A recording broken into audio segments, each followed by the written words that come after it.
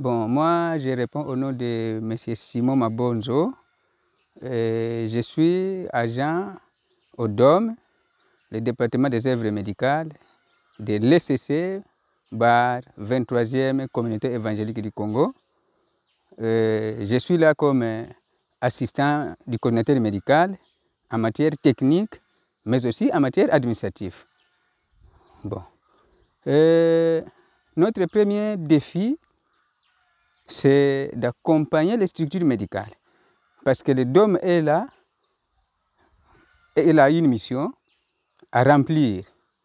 Et la première mission du DOM, c'est d'accompagner les structures médicales en matière technique, mais aussi en matière administrative.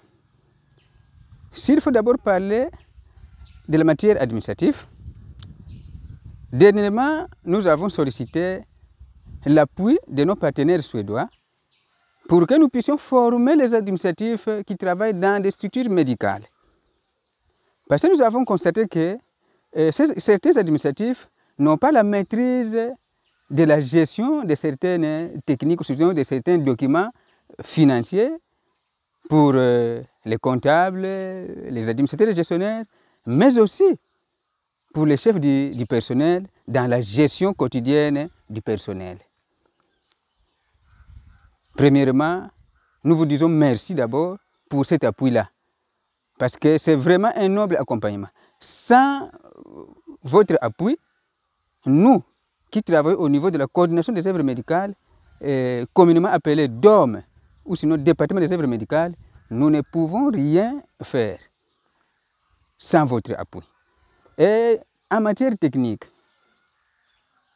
nous avons toujours accompagné les structures médicales, tel que je viens de le dire. Et d'ailleurs, c'est un message. C'est comme Jésus-Christ, ce qu'il avait dit. Et c'est ce qu'il faisait aussi. Il vulgarisait, il partageait, et voire même, il accompagnait spirituellement, mais aussi physiquement. Pourquoi? Parce que dans un passage biblique, Jésus-Christ avait nourri 5000 personnes. Donc physiquement, les gens avaient aussi faim, et Jésus-Christ les avait accompagnés, il les avait remis à manger. Et voilà nous, notre noble mission, c'est d'accompagner ces structures médicales-là. Comment nous les accompagnons? Nous les remettons de matériel, mais aussi nous les remettons des médicaments.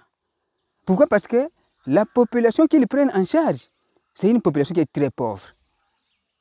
Maintenant, pour soulager ou sinon pour soutenir tant soit peu cette population, nous avons toujours facilité la tâche auprès de nos structures médicales de pouvoir leur remettre des matériels qui vont leur permettre de prendre mieux en charge nos malades. Voilà en quelques mots ce que je peux dire de notre noble mission.